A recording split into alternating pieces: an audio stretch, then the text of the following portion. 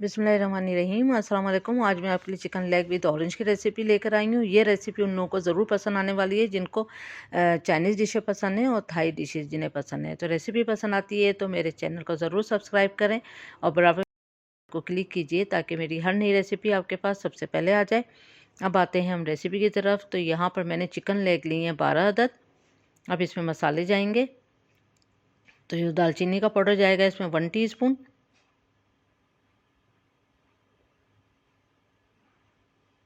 और यही वाला स्पून मैंने इसमें यूज़ किया है। काली मिर्चों का पाउडर जाएगा 1 टीस्पून। नमक जाएगा 1/2 टीस्पून।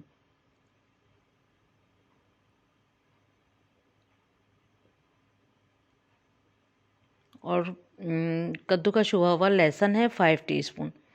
नमक मैंने इसमें इसलिए कम डाला है कि हम आगे भी बढ़ा सकते हैं लेकिन ज़्यादा फ़िलहाल नहीं करेंगे क्योंकि हमने स्टॉक भी यूज़ करना है। तो यहाँ देखें आप, लहसुन को मैंने इससे बारीक वाले से कद्दूकस किया था तो इससे बेस्ट रिज़ल्ट आएगा आप अगर कद्दूकस करेंगे। वैसे तो आपको चल के भी डाल सकते हैं। उसके बाद इसको अच्छी तरह से हमने मिक्स करना है, हर एक लेग पे सारे मसाला अच्छी तरह से लग जाए। उसके बाद हम इसको ढक के 10 मिनट के लिए छोड़ते हैं।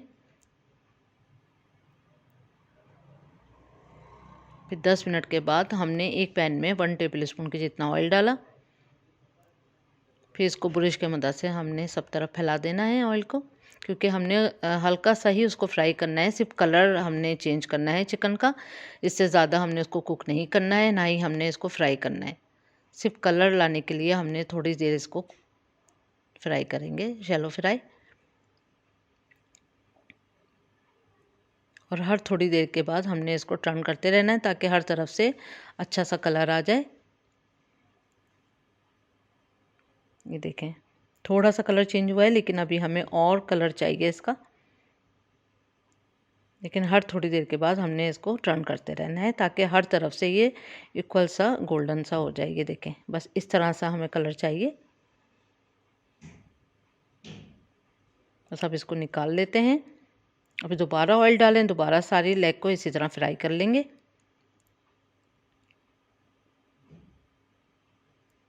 ये देखें, सारी लेग जो है वो अच्छी तरह से फ्राई हो चुकी हैं।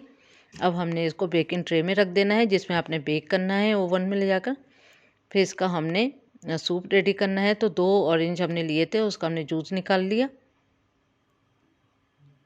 उसके बाद हमें छिलके चाहिए 1 टीस्पून ऑरेंज के और 1 टीस्पून हमें नींबू के छिलके चाहिए। और यहाँ पर हमने अदरक लिया था तो ये भी 1 टेबल स्पून।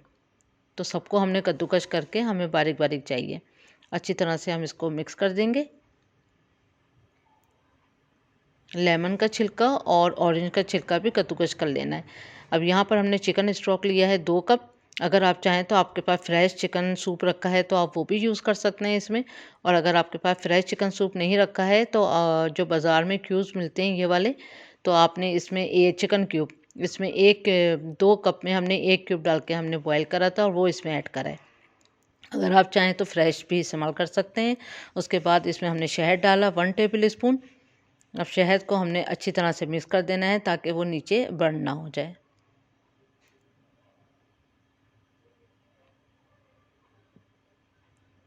बस अब इसको हमने तकरीबन 3 से 4 मिनट तक कुक करना है। 3 से 4 मिनट गुजर जाएं फिर हमने इसके ऊपर सारा डाल देना है, ये जो भी यखनी बनाई है हमने।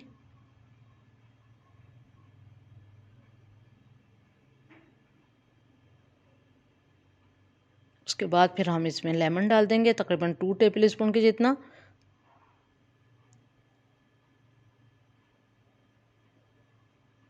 फिर इसको कवर कर देंगे फॉइल से और इसको ओवन में रखेंगे। जो लोग डाइट कर रहे हैं उनके लिए भी ये डिश बहुत ज़बरदस्त है।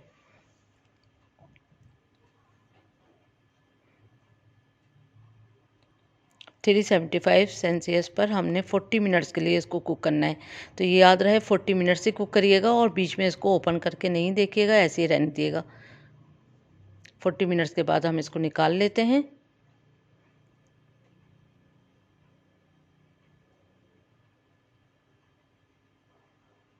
تو یہ دیکھیں لیگ جو ہے وہ اچھے سے کوک ہو چکی ہے. اب آپ نے جس میں ڈش آؤٹ کرنا ہے تو لیگ کو ساری اس میں ٹرانسفر کریں گے، اور پھر ابھی ہم نے اگین اس کا تھرڈ پارٹ بھی رہتا ہے. تو یہ دیکھیں سافٹ ہو چکی ہے چکن. دیکھیں میں آپ کو دکھاتی ہوں، یہ دیکھیں اچھے سے سافٹ ہو چکی، گرم بہت ہے. یہ دیکھیں کتنی سافٹ ہو چکی ہے یہ، اور اس کا ٹیسٹ بھی بہت زبردست ہے. تو اب ساری لیگ کو ہم اس میں نکال لیتے ہیں.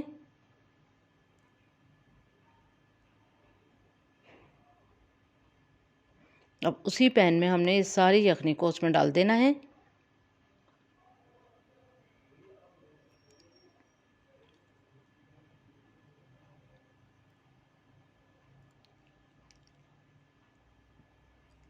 اب ہم نے 2 ٹیبل اسپون کارن فلور جو گھول کے رکھا تھا وہ ہم اس میں ایڈ کر دیں گے.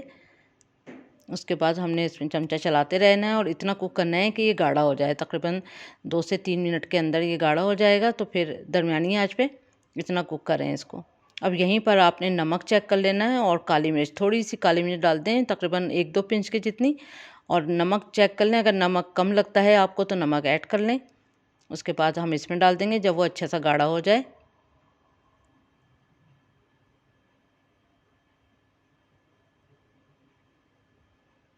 بس اب اس کو کر دیں سرو، اور یہ بوائل چاول کے ساتھ بہت زبردست لگے گا، اور بوائل نوڈلس کے ساتھ. تو ضرور ٹرائی کریں اس ریسیپی کو، اور جو لوگ ڈائٹ کانشیس ہیں اور جو ڈائٹ پر ہیں وہ لوگ بھی اس ریسیپی کو ٹرائی کر سکتے ہیں. بہت زبردست ریسیپی ہے، ضرور ٹرائی کریں. Thank you for watching. اپنا خیال رکھیں، دعاؤں میں یاد رکھیں. اللہ حافظ.